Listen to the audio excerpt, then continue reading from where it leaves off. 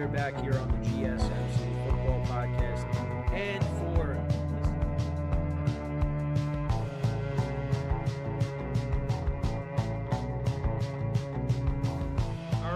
we are back here on the GSM. Keep yourself in the loop of everything football on the Golden State Media Concepts Football Podcast. The latest news on and off the field, be it college football, Big Ten, SEC, Big 12, Pac-12, ACC to the NFL. We've got you covered. Listen to the Golden State Media Concepts Football Podcast.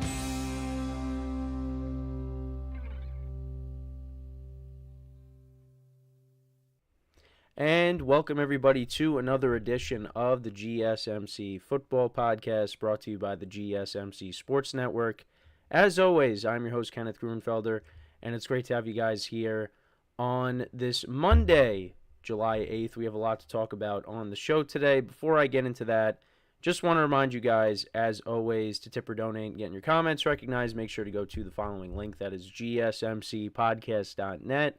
Again, that really helps the show, makes the show more interactive between myself, the host, and you guys, the viewers. Again, that is gsmcpodcast.net. And as always, it is displayed on the ticker at the bottom of the show segment down below. So it's good to be back. I hope you guys didn't miss me too much, as I was away all of last week, back and ready to work here, as we are a little under a month until we get the first preseason game, which is going to be between the Houston Texans and the Chicago Bears, the Hall of Fame game. So we're still, a few weeks away, but we're getting closer and closer to games, which I'm really excited about. But yeah, again, hopefully you guys didn't miss me too much. Hopefully all is well. But yeah, back and ready to go here. So let's get into the rundown for the show for today. So we're going to start off the show. I did happen to watch the first episode of the Hard Knocks Offseason with the Giants. So I just wanted to kind of recap that episode, kind of give you my thoughts on it. Really the main thing I wanted to talk about was the Saquon Barkley stuff, because I know that was a major topic in the episode, so I wanted to get into that. Then in the second part of the show, I will continue my schedule breakdown. So we are on the very last division. We are on the AFC West, so we will be talking about the Kansas City Chiefs schedule. So I will break down that schedule in the second segment. Then in the third part of the show, I'll talk about some comments that Kyle Shanahan made on Christian McCaffrey and his upcoming workload for the season. Then in the fourth part of the show, we'll talk about Cam Newton and his comments on Lamar Jackson being the greatest dual-threat quarterback in NFL history, so I'll give my thoughts on that. And then the final part of the show, just some more comments on Joe Burrow and his offseason as he's working his way back from the wrist injury that he suffered from last season. And Bengals are hoping for big things in 2024 and a bounce back from him, and hopefully a return to the AFC Championship game for the Bengals. So let's get into the first topic, which is talking about the Hard Knocks episode. So like I said, I did sit down and watch it yesterday after I came back.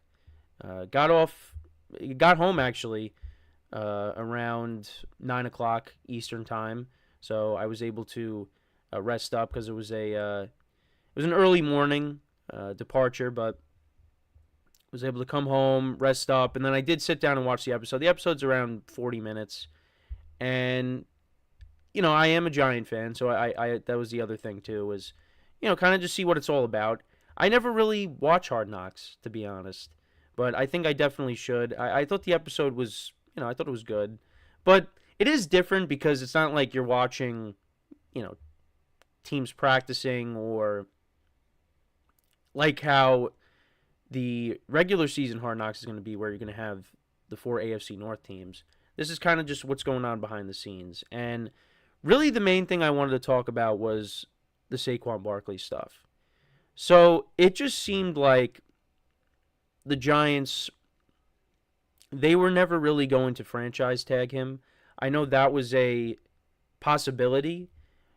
They also talked about the possibility in the episode of there being a franchise tag and then they trade him to another team. But that also did not happen either. The Giants just flat out said, hey, go test out the market and then come back to us and we'll see if we match that offer, which the Giants never did. And Saquon Barkley went to the Eagles, signed with a division rival, and the Giants will have to face him twice a year, which I don't think is going to, be good for the Giants, because I think Barkley's going to be really motivated to go against his former team and perform well. And I think especially with the offensive line that he's now running behind, yeah, it's going to be a problem. So, but yeah, it just never seemed like it was going to be a possibility that the Giants were going to bring him back. And they kind of just talked about how the market was going to be, and just is a team going to offer Barkley a bigger contract. And, Joe Shane was talking about if a team has money, they'll give him what he wants. And the Eagles were willing to do that. The Eagles, they might have overpaid, but they were a team that needed a running back. And, the Giants were talking about some alternative options.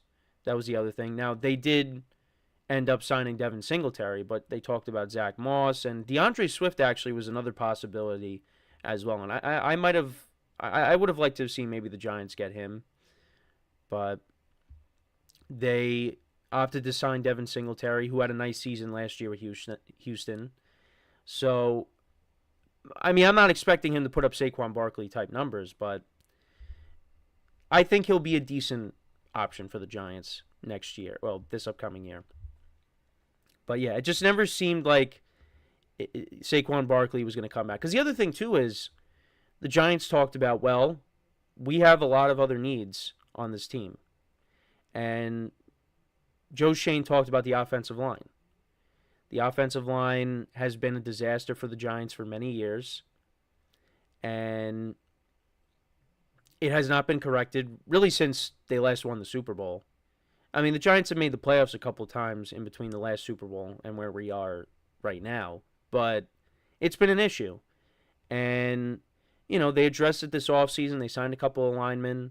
You still got Andrew Thomas. You're hoping for a big leap out of John Michael Schmitz in the second year of his career. So, if the offensive line is better, that's a huge plus for the Giants. Now, it's unfortunate because you're not going to have that dynamic playmaker like Saquon Barkley coming out of the backfield. But the other thing, too, is Daniel Jones. At least from what we're seeing in this episode, at least what I saw from this episode, is they still believe in Daniel Jones. And they believe that he was done wrong last year with the offensive line that they had. And with the better offensive line, that he's hopefully the guy. But here's the thing. His rookie season was in 2019. We are now in 2024. And we're still talking about this. Now, we've gone through Daniel Jones' career. We've seen Dave Gettleman be the general manager. We've seen Pat Shurmur and Joe Judge. And now Brian Daboll.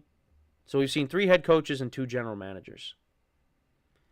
And we're in 2024 now, and we're still talking about, well, can Daniel Jones be the guy? Is he not the guy? I'm sorry. For me at this point, the Giants should be moving on and finding another option. Now, at this current moment, there is no other option. You have Tommy DeVito and Drew Lock on the roster, but Daniel Jones is probably the best option out of these 3 quarterbacks that the Giants currently have. Now, that does not mean that the other 2 guys are not going to see some playing time during the year, because Daniel Jones' durability. Daniel Jones could definitely get hurt again. Got hurt his rookie season. The only season where he was relatively healthy was 2022. Other than that, he's been hurt every single year. And that's a big part of why the Giants should move off of him. And then the other part is, yeah, he's inconsistent. There are times when you see Daniel Jones playing, you're like, wow, looks like he's going to be a pretty good quarterback. The playoff game against the Vikings, which they showed. But then you got a lot of other games where you're like, this is not the guy. But at least from what I saw in this first episode, they still believe in Daniel Jones. And, you kind of have to believe it, because what were your other options? There was that rumor that they were possibly looking to move up in the draft to try to get Drake May. But that didn't pan out. The Patriots ended up taking him. So the Giants opted to take a wide receiver, Malik Neighbors, which I think was a great pick, because the Giants need that number 1 wide receiver. That's been lacking for a long time. And you want to surround Daniel Jones with some more talent when it comes to pass catchers. First is the offensive line, and next you got the pass catchers, which I think the Giants have a decent group of pass catchers. I think Wan'Dale Robinson is a good player for them. Jalen Hyatt, we got to wait and see. But I think with better quarterback play, maybe he'll be more productive. You got Malik Neighbors. Now Darren Waller is gone, so some of these tight ends are going to have to step up.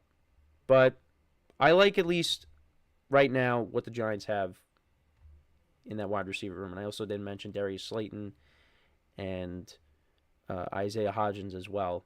Now, I'm not saying that receiver group ranks, the top 10. But I think, at least for what the Giants have had recently, that's a decent wide receiver room. So, but that was just episode 1.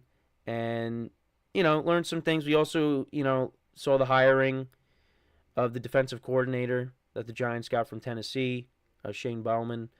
Kind of going to be running the same scheme or a similar scheme to how the Giants were running with Wink Martindale. But that was another thing that they showed with the Giants in this episode. So, yeah, I mean, we'll see. We'll see what he brings. I mean, the defensive line, I think, is one of the exciting things that the Giants got going for them in 2024 is the defensive line. And getting Brian Burns, adding him to the line with Dexter Lawrence and Kayvon Thibodeau, that could be a very good pass rush. And hopefully that's something that brings the Giants, at least some success, is the defense. I mean, maybe the defense could be a defense that forces turnovers and, puts the Giants' offense in good position to score more points. I mean, they need something. Because right now, I don't think the Giants are going to be a very good team. I don't. But they surprised us in 2022. Maybe they surprised us in 2024. But we'll see. They got to be competitive, because if they're not, then Dable, Joe Shane, those guys are probably going to be gone. And John Mara actually also made an appearance in this episode. And this was talking about when they were talking about Saquon. And I think John Mara wanted Saquon back, but it wasn't going to happen, because they talked about Saquon's age and the injury history and the needs that they have to address that are more important in their eyes than bringing back Saquon, which I agree with. It was never going to happen. So, but that was episode 1. I'll try to, recap the episodes as they come out, just to give us other stuff to talk about as we try to, get our way to the start of preseason and then the regular season, of course, which, it's going to come up fast, but, we still got some time here. So, but let me know what you guys think. If you did sit down and watch episode 1 of Hard Knocks, what did you think of it? Like I said, I'll try to do an episode recap as they come out. So let me know in the comments. So we're going to take our first break of the show here. And then when we come back, we will continue our schedule breakdowns. We'll get back to it. We will talk about the defending Super Bowl champion Kansas City Chiefs. We'll go over their schedule. I'll give you my thoughts on it. My early win-loss predictions for them when we come back from our first break of the show. So with that being said, stick around, and we'll be right back here on the GSMC Football Podcast.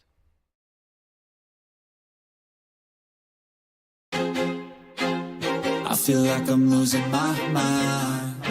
Is everybody in the world blind? Please, Lord, give me a sign, a sign. I feel like I'm losing my mind. Is everybody in the world blind? Please, Lord, give me a sign, a sign. I wanna be the greatest. Everybody on the fake shit. I look around and feel like everybody is the fakest. I make this every day and I'm impatient, hoping one day I blow up from the basement. Statement, the top is so vacant. I don't hear shit that I think is amazing. Waiting for my day when I'm playing sold out shows for 1,000 faces. Hey, give me that crown, get in my way and to be put down. It ain't your place, all this my town. If I want that shit, then I'll get it right now.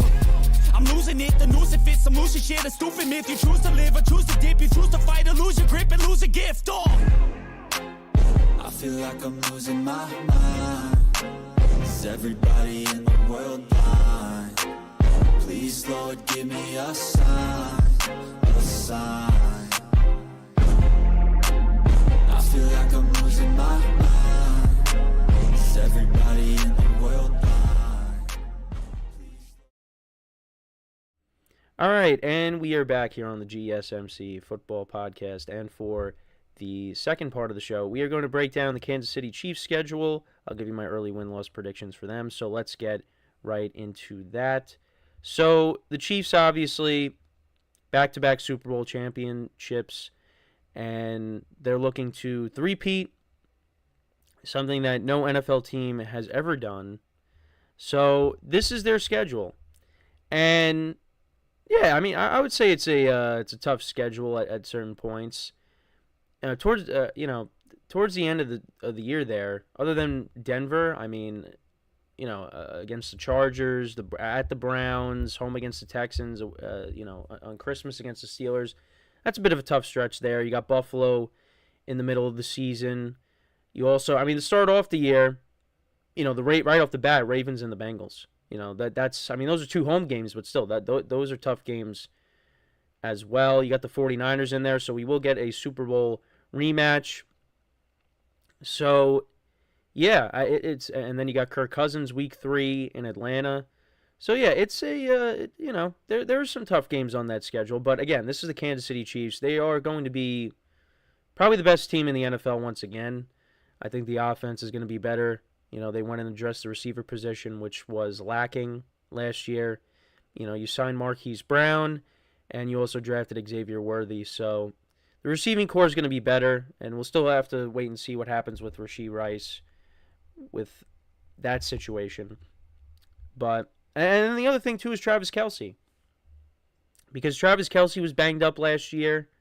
So, if he puts together a healthy season, that's another plus. And they've been good at running the football with Isaiah Pacheco. So, and combine that with the defense, yeah, I mean, this team is going to be great once again. So let's get right into it. So right off the bat, you take on the Ravens. Now, this game could go either way, although the Chiefs, they have the Ravens number, both in the playoffs now and, of course, in the regular season, since Mahomes has taken over as a starter. Now, there's been some great games between Patrick Mahomes and Lamar Jackson, and this is definitely a game that could add to that. We're going to see Derrick Henry right off the bat with his new team in the Ravens, which I'm really excited to see how him and Lamar Jackson are together.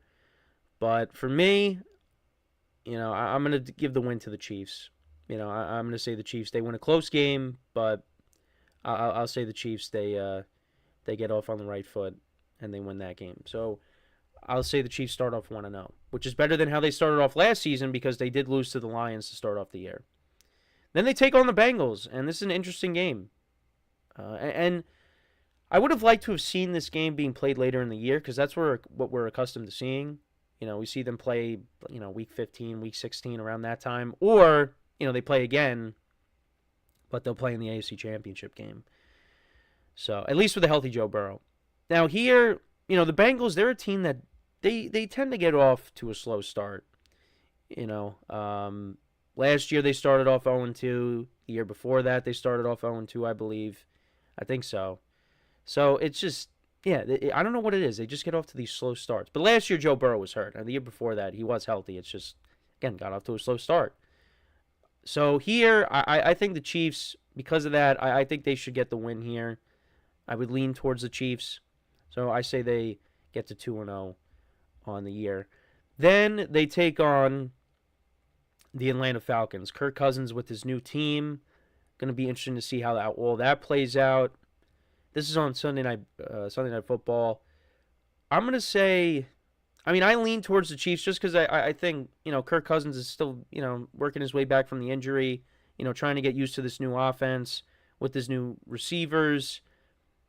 I'd lean towards the Chiefs in this game as well. Now, the Chargers is interesting. I could see the Chargers splitting with the Chiefs, but, the Chiefs, they win all these close games against them. So I'd probably say the Chiefs win again. But, don't be surprised if the Chargers, at least can split, the season series here with the Chiefs. But Justin Herbert's always on the losing end.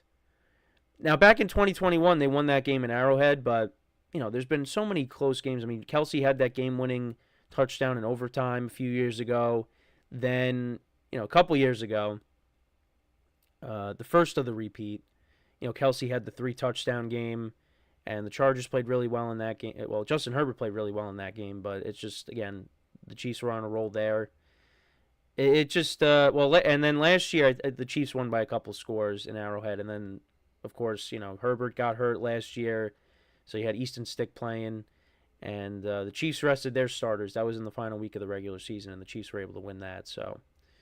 But, yeah, I mean, usually when Justin Herbert and Patrick Mahomes get together, it's usually a very good game. It's very entertaining. So, I guess I'll lean towards the Chiefs, but, I could see a split, possibly, with the Chargers and the Chiefs. Then you got the Saints coming in. Derek Carr, familiar with playing in Arrowhead, has won some games in Arrowhead. I mean, I'm still going to lean towards the Chiefs here. I'm curious to see how the Saints are this year. Does Derek Carr continue that momentum towards the end of last year into this year? We'll see. But, yeah, I'd probably still take the Chiefs here. So then they got a bye week. Then they come off the bye, and they take on the 49ers. And I would like to see the 49ers win to not that it's really going to entirely avenge the Super Bowl loss, but, I'd like to see the 49ers come out and, win this game. So I could see the Chiefs dropping this one, but, I'd probably lean towards taking them.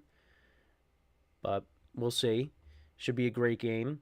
Then they take on the Raiders. The Raiders are another team. I could see the Raiders splitting with the Chiefs as well, just because they gave them problems last year.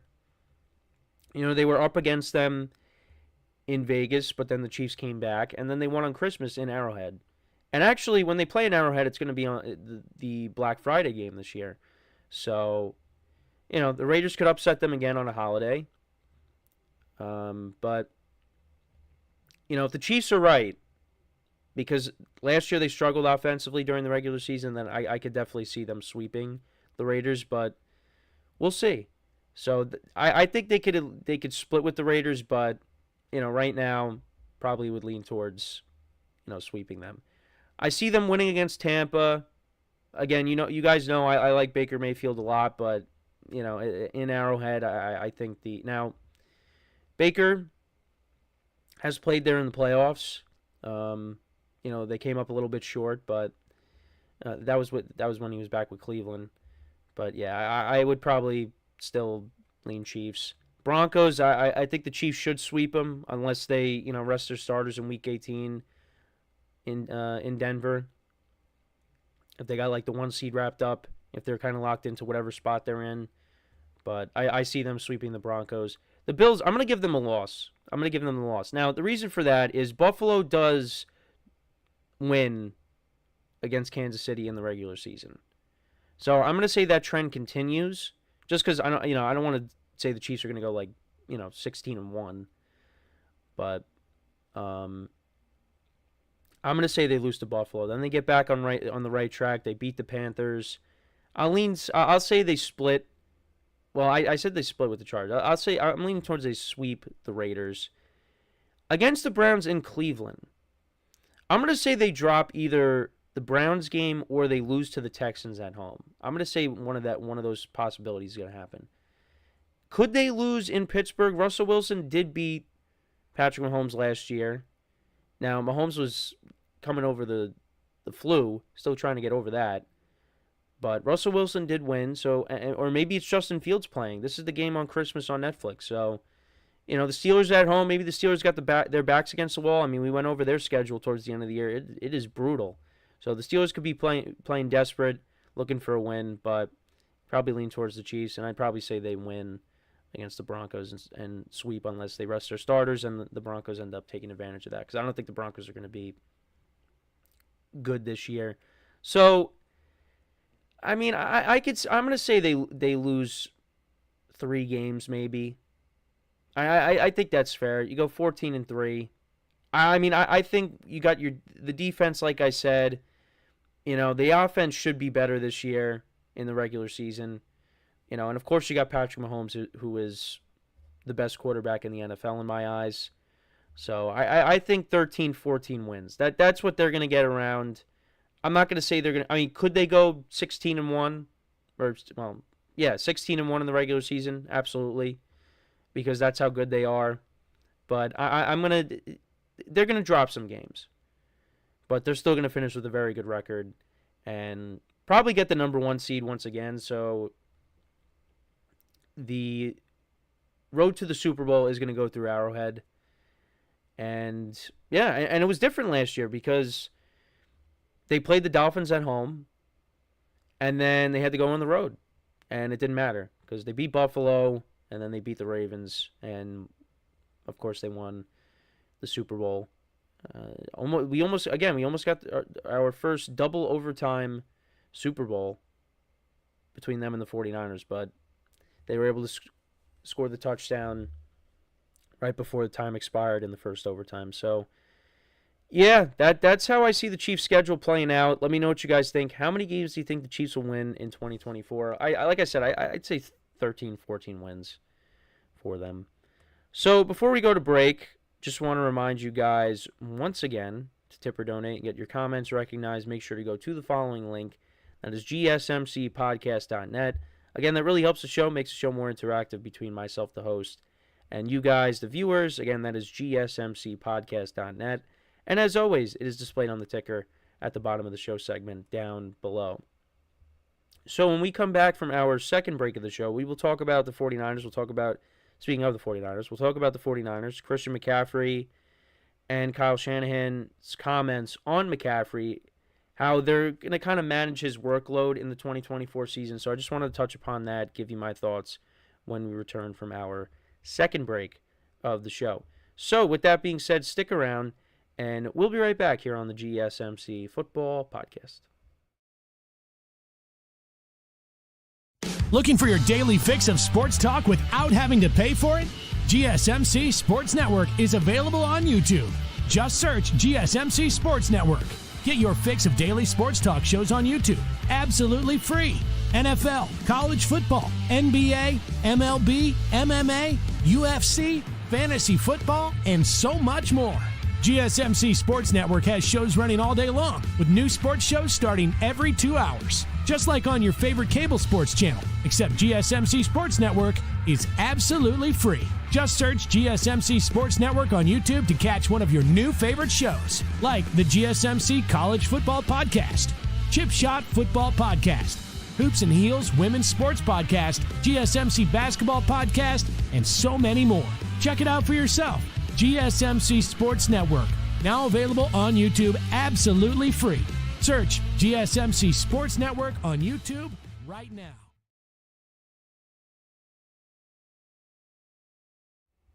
All right, and we are back here on the GSMC Football Podcast. And for the third part of the show, we are going to talk about Christian McCaffrey and the San Francisco 49ers. Just, some comments made by Kyle Shanahan on how they're going to manage Christian McCaffrey's workload going into the 2024 season. So I just kind of wanted to get into what he had to say, and I'll give you my thoughts on it. So this is what Shanahan had to say. He said, "We have guys that can run the ball. We have to protect Christian from himself.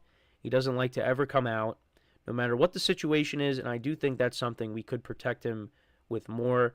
When you are such a threat in the pass game, it's a little bit different, but if he's just taking the wear and tear with 20 carries and stuff every game, and he's definitely good enough to do that, and he has proved that he can stay healthy, but you'd like to take some of that off of him and give it to other guys also."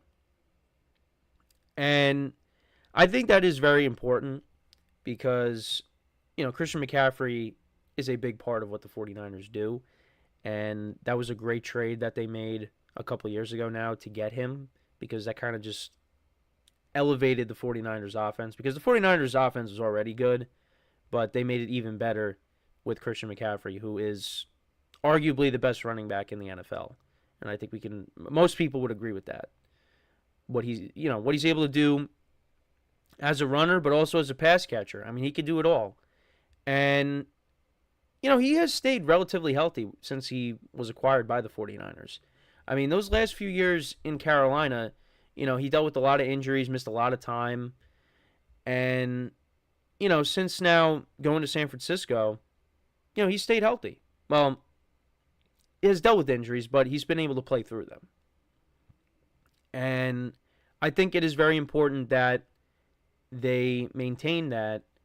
And, they got Elijah Mitchell. They also got Jordan Mason as well. These are the guys that will step in to kind of give McCaffrey a break.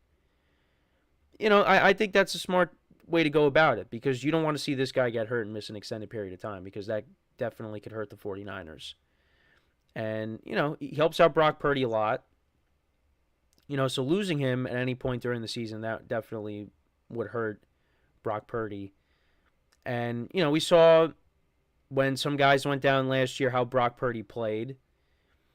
So, you don't want to see any of those guys get hurt. And we're still waiting on, Brandon Ayuk stuff. I mean, it still seems like they are, apart when it comes to agreeing to a new contract. And who knows whenever that's going to get resolved.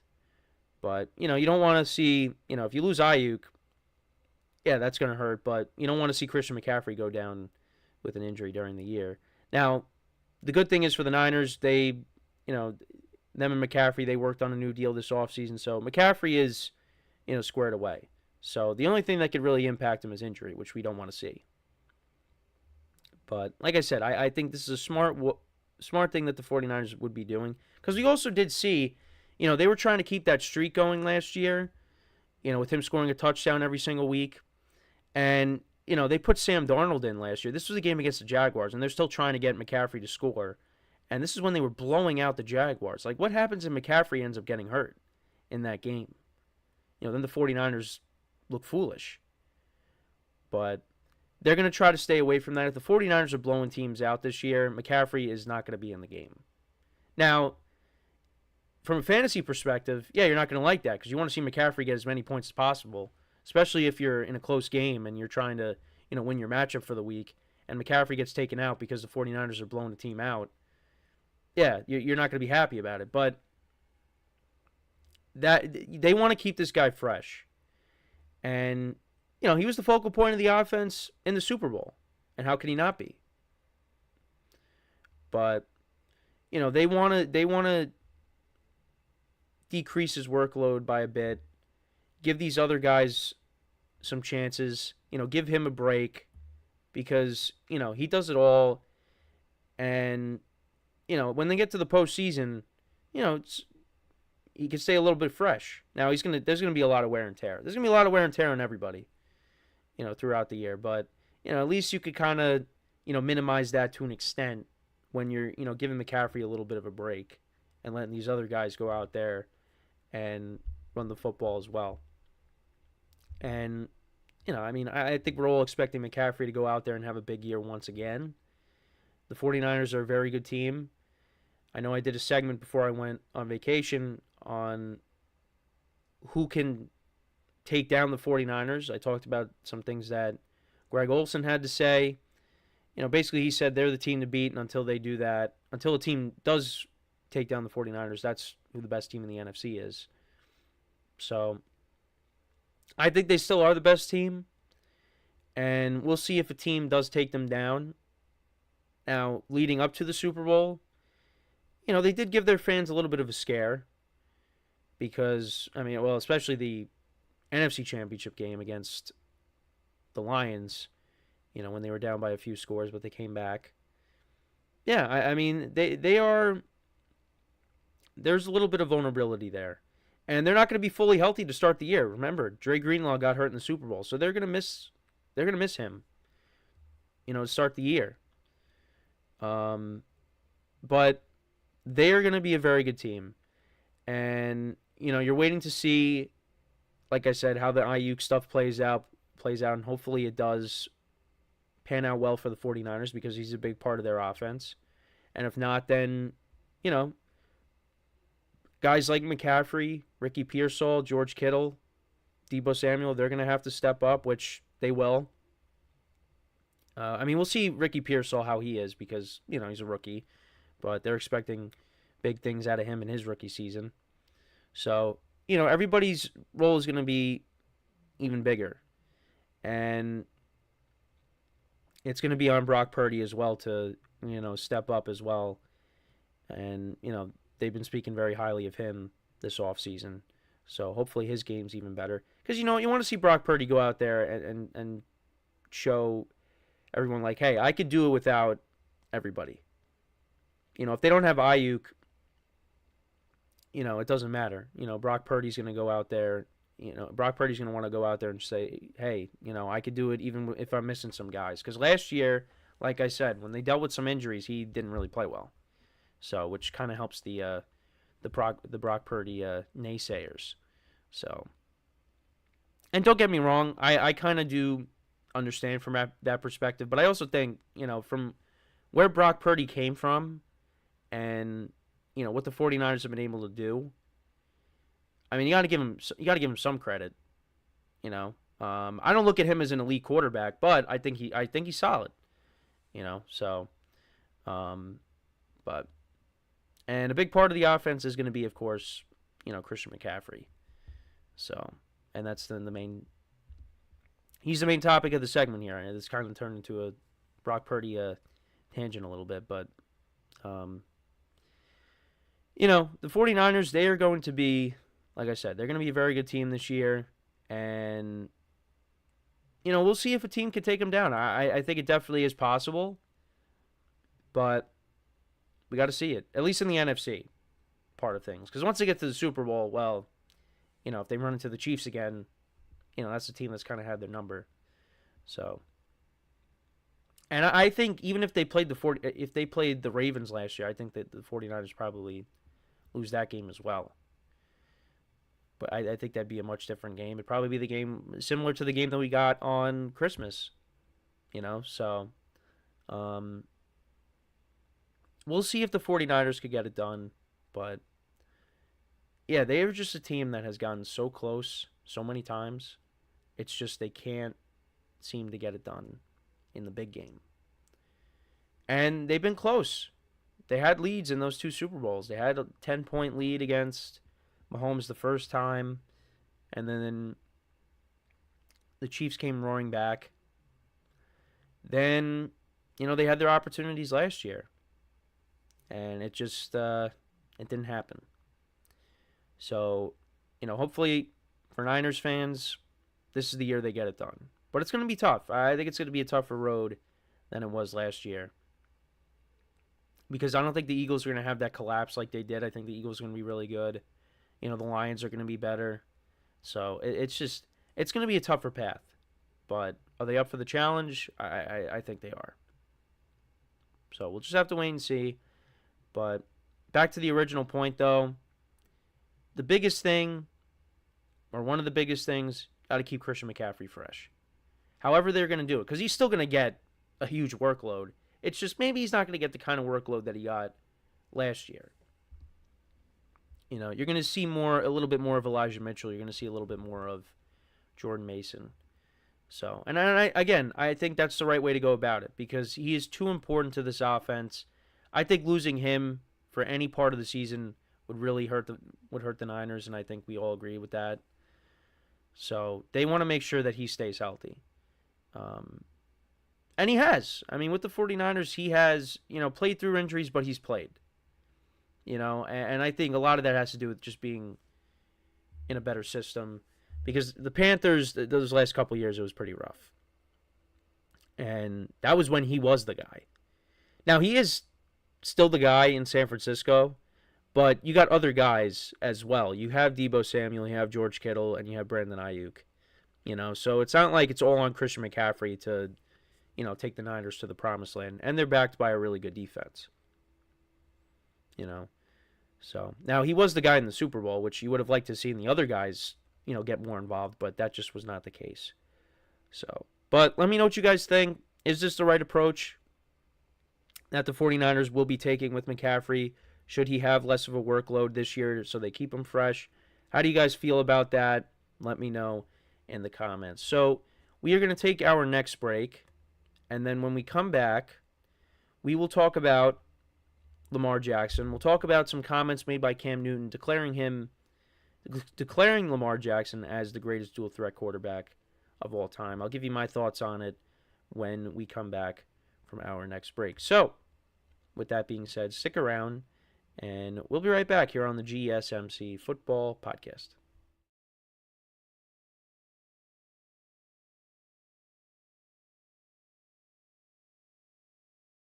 For the best and latest podcasts available anywhere, go to the podcast app on your cell phone and type in GSMC to access free content-rich podcasts on health and wellness, book reviews, sports, entertainment, relationships, social media, movies, technology, finance, and even weird news. Subscribe and download the GSMC Podcast Network's family of shows, available everywhere podcasts are found.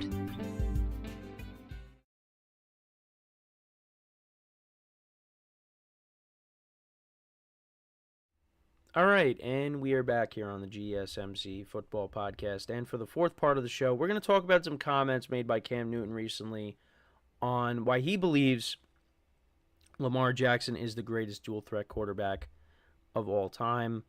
So I'll talk about what he had to say, and I'll give you my thoughts on the matter. So this is what Cam Newton had to say.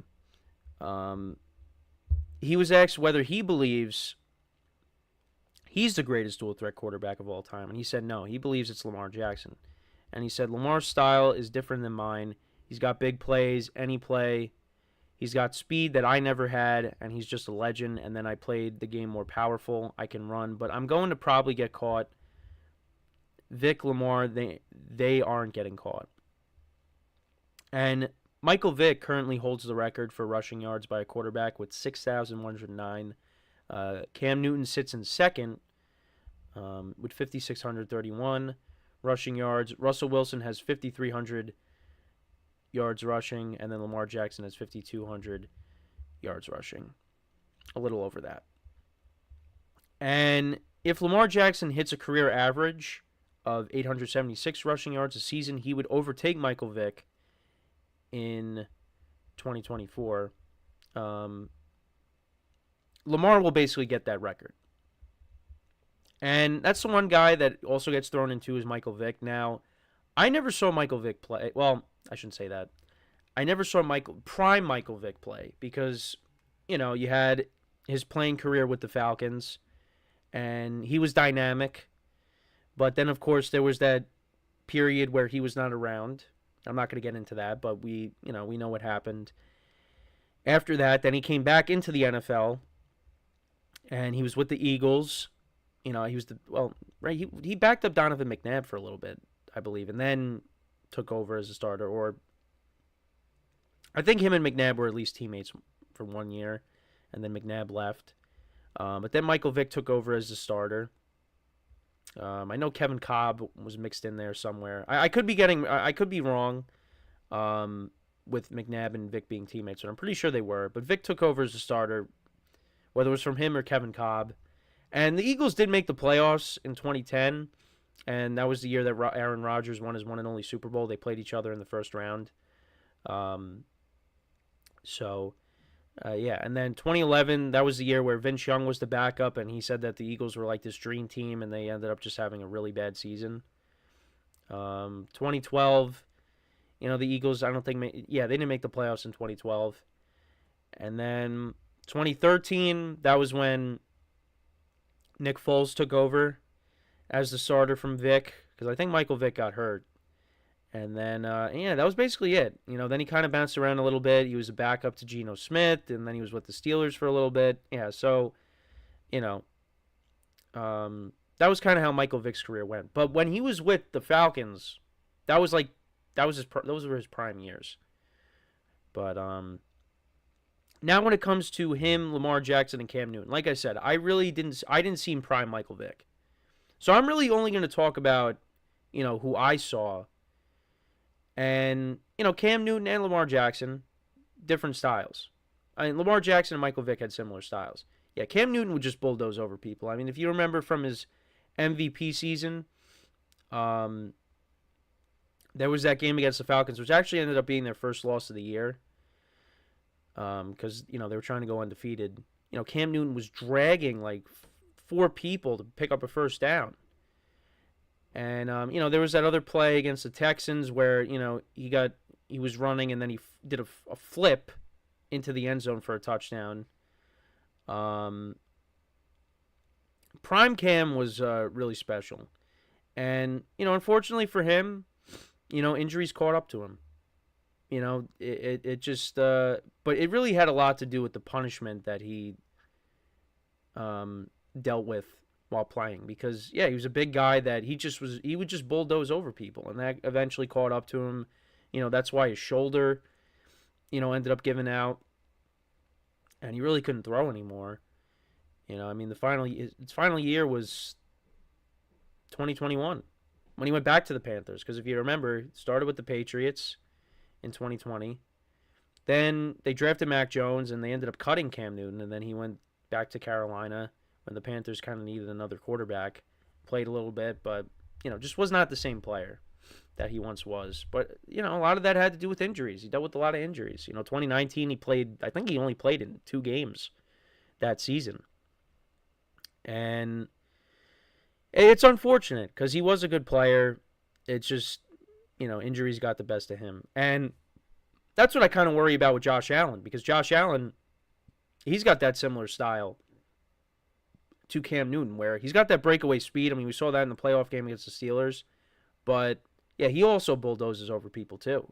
So I worry about Josh Allen kind of dealing with the same, having the same fate as Cam Newton. But we'll see. I'm hoping that doesn't happen. But now in terms of the greatest dual threat quarterback, I mean, again, different styles with Cam Newton and Lamar Jackson. Lamar Jackson has breakaway speed that Cam Newton didn't have, but Cam Newton had some big runs too that went for touchdowns. So, it is tough to say because, I don't really, for me, I don't really know who I would take. I mean, I guess I would lean towards Lamar Jackson because of that breakaway speed. I mean, I thought he was going to take it to the house in the playoff game against the Chiefs where, that ball got batted up in the air and he caught it.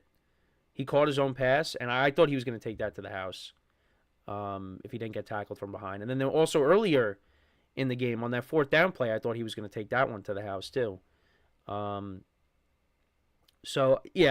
Jackson has had some big runs. I mean, also, I was watching because the NFL YouTube channel has been posting, highlight reels. They posted one.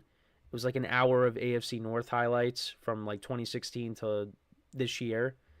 And, of course, Lamar Jackson, has some highlight plays in there. Of course, there was when Kevin Harlan called him Houdini, that play, that rushing touchdown against the Bengals. That was impressive. The spin move that he had in that run. So, maybe I'd lean towards Lamar Jackson. But different styles. Cam Newton bulldozed over people. Like I said, I brought up the play against Atlanta in the regular season when they went 15-1, where he's just dragging people for that first down. It's I don't think you're wrong with whoever you decide, whether you think it's Cam Newton or whether you think it's Lamar Jackson. Cam Newton's career got cut short because, again, injuries. And you're hoping that Lamar Jackson, that doesn't happen to him either, because he has dealt with injuries. Last year he stayed relatively healthy, which was great to see. The previous 2 seasons, you saw how important Lamar Jackson was to the Ravens, because 2021, it looked like they were going to make the playoffs. He gets hurt. That ended up not happening. They still made the playoffs in 22, but you had Tyler Huntley starting at quarterback. And the Ravens could have won that game but against the Bengals, but that didn't happen. And then what happens when Lamar Jackson's healthy? This team makes it to the AFC Championship game, and they're the number 1 seed in the conference. So it goes to show you how important he is to that team. So like I said, I hope he has a long career, and already he's got 2 MVPs. he's already got more MVPs than Cam Newton. And Cam Newton rightfully deserved that MVP in 2015, but now Lamar Jackson's got 2. And, they're kind of hoping for, bigger things now this year. They're hoping that they can get to that Super Bowl because that's what Lamar wants. He wants that. But are they going to be able to do that is the question. And Cam Newton, when he went to the Super Bowl, that Denver defense was special that year. No-fly zone. They were unbelievable that year, and they were unbelievable in that game. They made that Panthers offense look small. And Cam Newton was throwing to guys like Philly Brown and Ted Ginn Jr. They really didn't have... you had Greg Olsen, who had a really good year. But, those receivers did not scare you. But Cam Newton made them look really good. And they got to the Super Bowl with those receivers. Because if you remember, Kelvin Benjamin, he was there... he missed that whole year. Because I think he tore his ACL. I forget what the injury was specifically. But yeah, 2014, he had a good rookie season. He was their number 1 receiver. He gets hurt. So they didn't even have him. But yeah, that offense with Cam Newton was special in 2015. I forget who else. Devin Funchess. Jonathan Stewart running the football. I forgot about these guys. But and then they were also backed up by a good defense as well. But yeah, they just ran into a really good Denver team. Or, well, at least a really good Denver defense.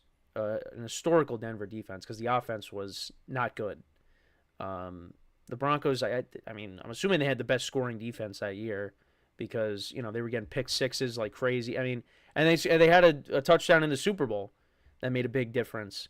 Von Miller strip sacked Cam, and then Malik Jackson scored the touchdown there. So, yeah, that was the closest Cam Newton got to winning a Super Bowl. And, he didn't get any closer after that. But, yeah, for Lamar Jackson, he still got a shot. So we'll see if he's able to do that. And the Ravens still got a very good team, and we'll see what they do in 2024. But, yeah, this is it is an interesting debate. Now, for some of the older fans, they're probably going to lean towards Michael Vick, which I don't have a problem with at all.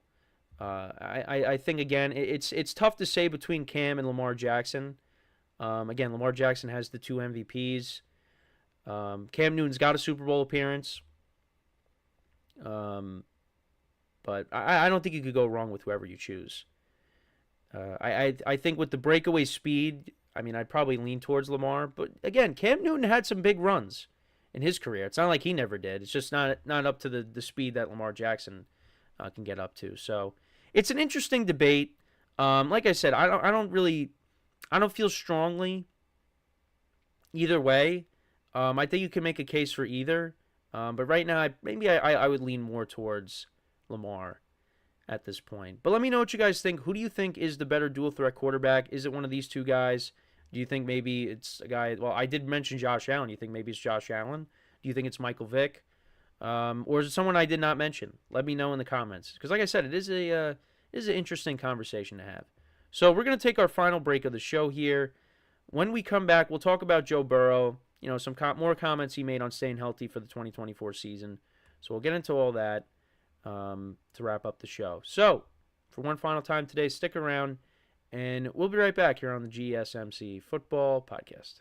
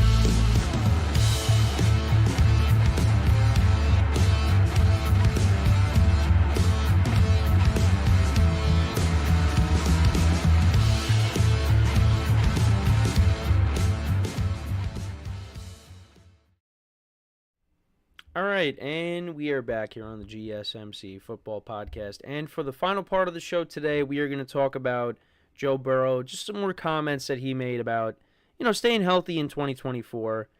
And that's how we're going to wrap up the show today. So, like I always say, it goes fast. So, last year, of course, Joe Burrow had a couple of injuries. He had the calf injury earlier in the season, and then he was able to, shake that off. And, the Bengals were playing really well. And you thought, okay, they're going to make this second half run here, and, they're going to find their way back into the playoffs, and they're going to give some teams some problems. And that was not the case, because then he ended up getting that wrist injury, and, he ended up getting hurt in the game against the Ravens, the second matchup in Baltimore on that Thursday night, and that was the end of it. Jake Browning did play well, and, the Bengals still did finish with the winning record, but it wasn't enough, as the Bengals did miss out on the playoffs. So, this is what he had to say. He said, well, number one, I want to be on the field for all the games. I know I'm going to play well when I'm out there. I'm at that point in my career where I've seen enough to know myself that I can go out there and play as well as anybody in the game. The biggest strides this year are going to be my body and learning how to get through the season, get through practices with my body and feeling in tip-top shape. And so that's the main focus of this offseason. And then he also talked about how he's learning to play piano. I'm learning to play piano right now. Hopefully I can get pretty good at that by next offseason. I guess it'll be pretty tough during the season, but it's helped my rehab too for my wrist. So that's something I want to get good at. I've always wanted to learn how to play, but this was an opportune time to work on my hand and wrist dexterity while also learning that. So it was kind of the perfect storm. And you know what? Interestingly enough, I also want to learn how to play the piano myself. And I was trying, there's like some things I could play, but I can't play like a full-on song. But that is something that I have wanted to play. I have a little keyboard that, I practice at times. I haven't practiced with it in a while. Still just kind of sitting in my basement.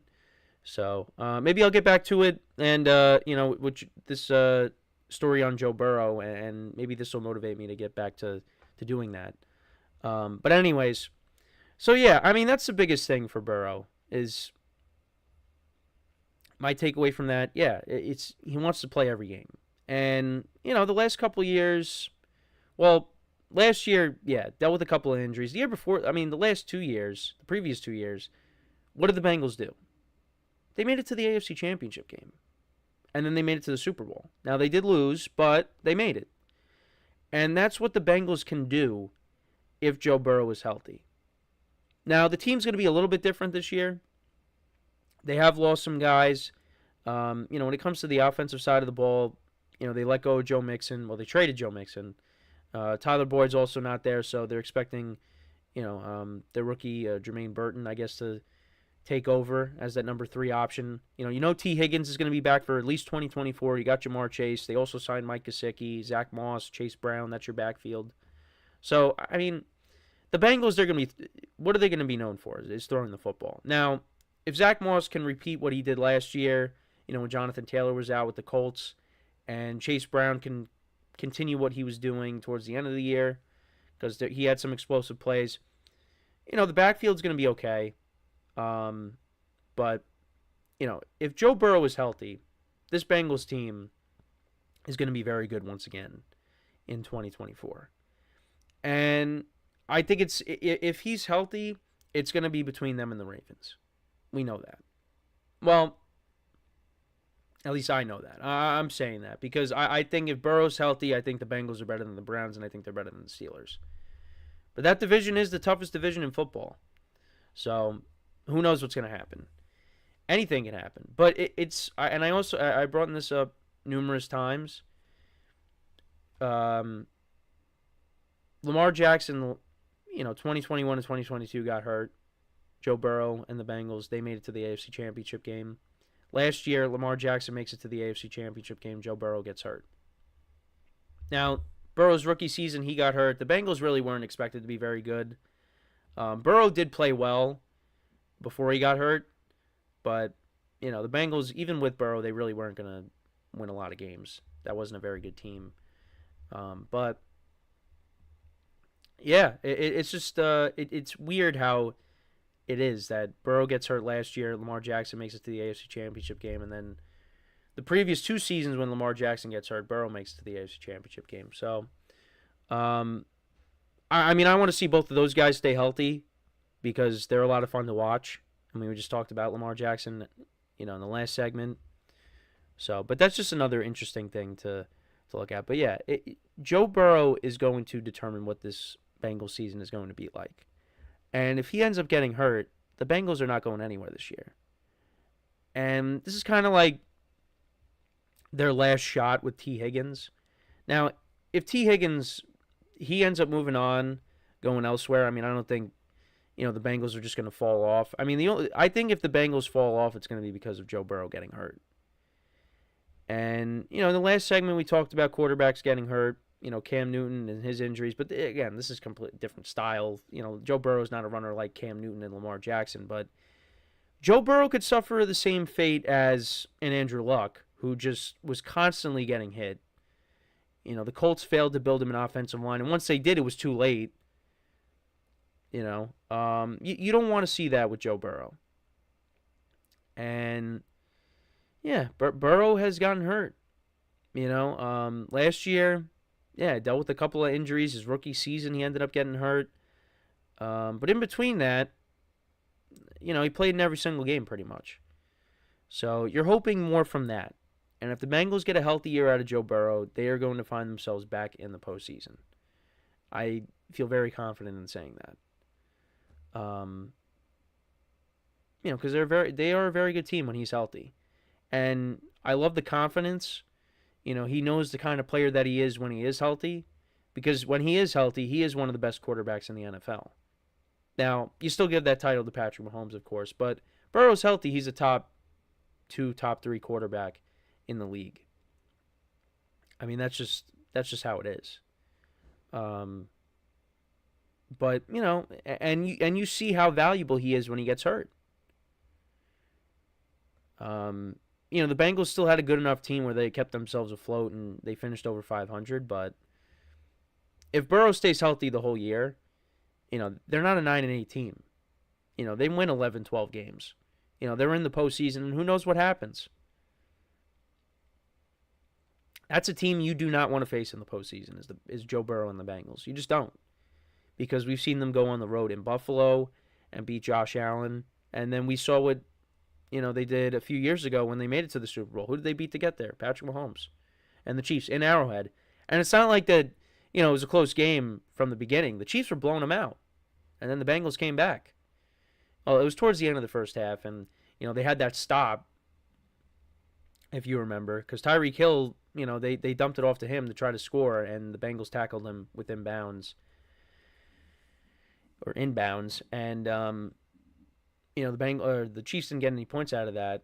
And in the second half, the Bengals turned it around, and they ended up winning in overtime. Mahomes threw a pick, they got in the field goal range, and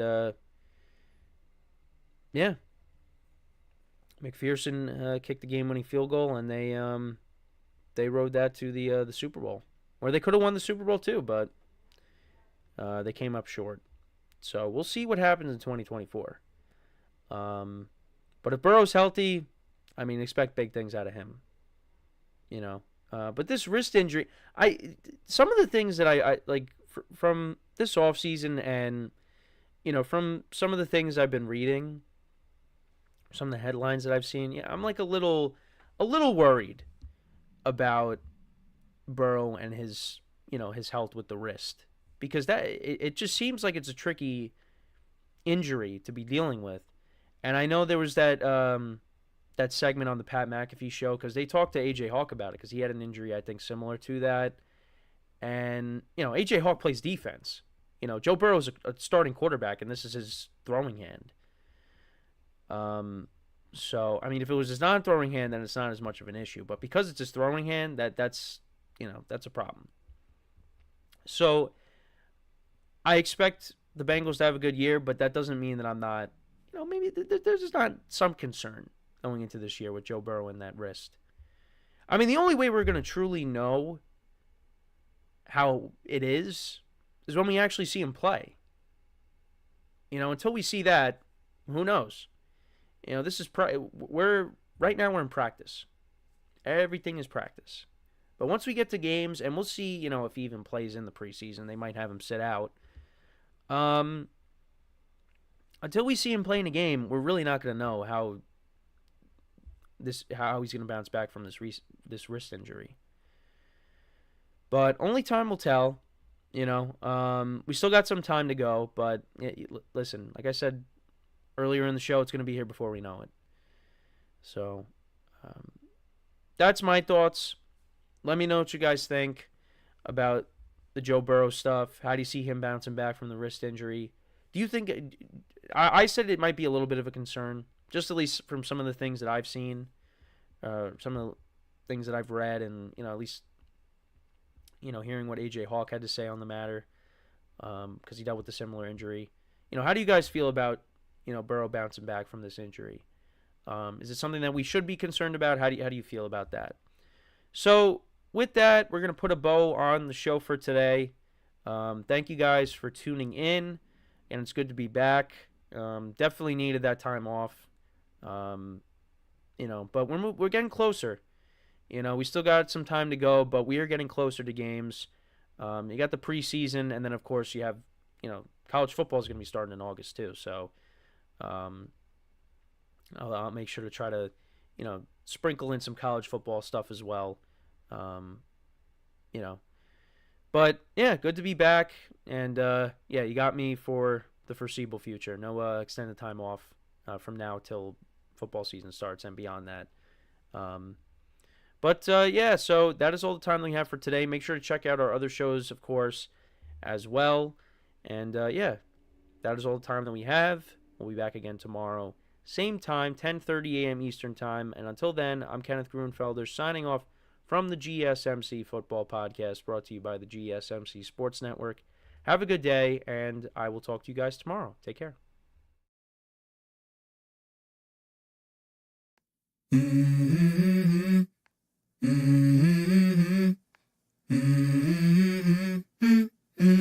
Let's go. I wake up to a little bit of drool on my pillow, feel like it's gonna be a bad day. Yeah, I'm tired of shit, and the coffee ain't hit yet, damn, ain't that great. I don't